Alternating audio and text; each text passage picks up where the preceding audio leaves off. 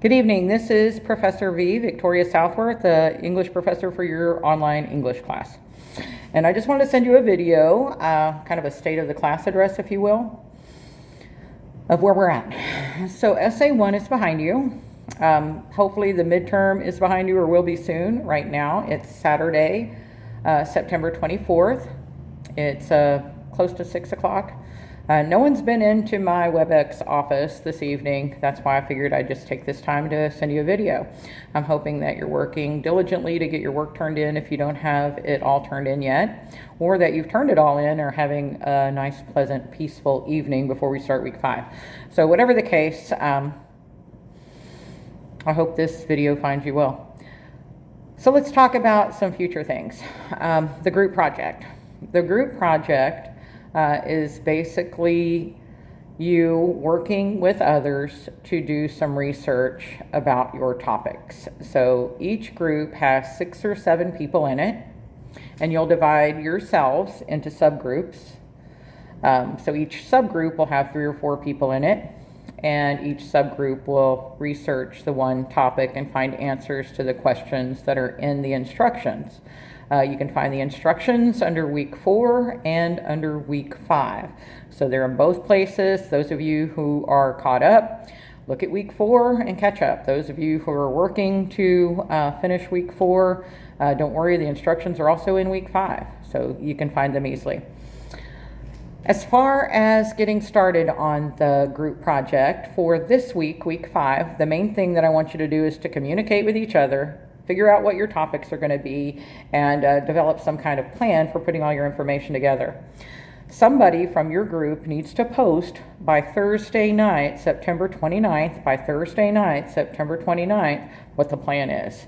So if you look at your discussion forums, under the group project discussion and communication, you'll see a thread called What's the Plan? Have someone from your group post what the plan is, the 2 people, places, or things your group is going to cover, and the way you're going to merge everything together with a video, with a PowerPoint, with a combination of the 2. So this week, figure out the who and the what and the how. You'll have time in subsequent weeks to work on the item that's going to be uploaded and graded. So this should be an easy grade. If everybody is willing to communicate together, get that post up by the 29th, it'll be pretty easy. Just for sharing information with each other and posting the plan, that's more than half of the grade for this. The other half comes from what it is that you submit. So this can be an easy A if you work together, answer the questions. You lose points when you don't answer some of the questions when the information's not in your final presentation. So give a look at the instructions, get started on it, figure out who's going to post the what's the plan by the end of week 5, Thursday, not Saturday, Thursday by the 29th. I'll send another reminder. But we want to get that done as soon as possible. It's not a big drawn out plan. It's this is our group, this is what we're going to research, and this is how we're going to put it all together. That simple. So the group project's underway. Essay number 3 is also going to be underway pretty soon. It's a compare and contrast. I encourage you to use what you uncover in your group project for your final project and for your compare and contrast paper. So as you are finding out about your topics through doing research with the library, online, primary research, primary is when you interview people and you collect survey data. You're using primary sources or secondary sources, things you read about online. Whatever you're doing to do research, that you pay very close attention and understand you may find something that you're really curious about and want to use it as a topic for your research project and or your compare and contrast paper. So you don't have to start your research from scratch. You can just go into more depth with your research, fill in some more blanks, and pull another paper out of what you do with your group. So keep in mind, you're not going to be starting over each time. You're going to be building on the research that you've started for your group project. So I hope that that encourages you. I hope you get a topic that you really want to spend some time with, so that you can spend time with the same topic and just apply what you've learned to the group presentation, your research project, and your compare and contrast paper. So I hope that's what's going on.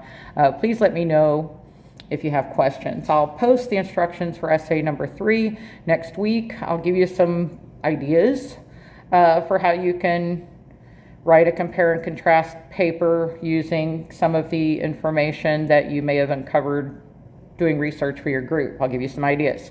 You're not limited to those. I just ask that if you pick something that's not mentioned in the suggestions, that you run it by me, because I literally don't want a paper that compares apples and oranges. I don't want that. There are some topics that just need to be left alone because they're not collegiate appropriate. They're not appropriate for college. I understand there are some folks in the class who are still in high school, and but you're getting college credit. So we want to have collegiate papers. We want to have people to understand that your audience is going to be a college-educated audience, your professor and your classmates. So we definitely want to pay attention to our audience, and we definitely want to pay attention to our purpose, the assignment instructions, as we put together these last graded assignments, your essay 3, your group project, and your final project. You don't have a final exam, you have a final project. So that helps you out a little bit too. This is an 8-week class, so after week 5, we don't have much time left. So pay attention to the syllabus. If you feel like there's just absolutely no way you're going to get everything done, consider withdrawing from the class. October 5th is the last day to withdraw. I don't want you to withdraw. I want you to catch up if you're behind. I want you to do some rewrites if your grades are not what you want them to be, if they're not above a C. I want you to stay in the class and do well. But it requires work, and you know whether you can do that work or not. You know your schedule, you know your self-discipline and your habits, your study habits. You know that by now. So do you have what it takes to finish and get an A or a B? Stick around. There's no one in here who can't. It's just a matter of doing the work. If you don't feel like you can do the work, then that's when it may be something you want to talk to an advisor about.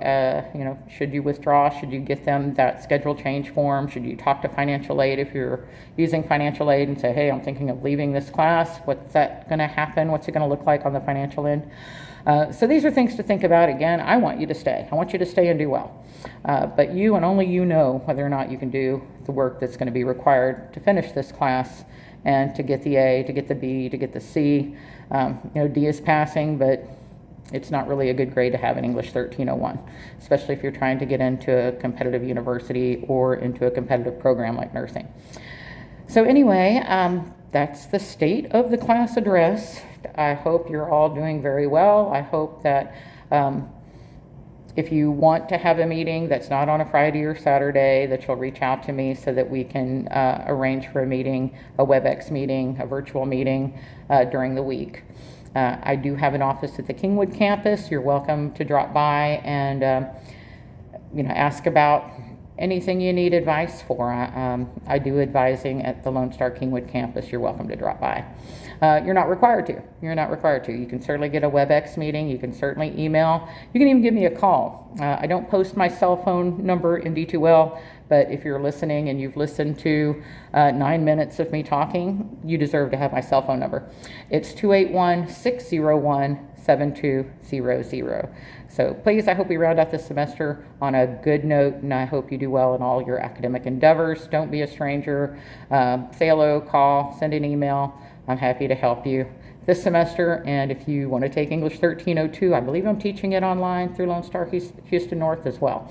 We focus a lot more on the reading in English 1302 than we do the writing. So that could be good news or bad news, depending on what you like better. Personally, I like writing better, but that's me. Y'all have a great weekend. Bye.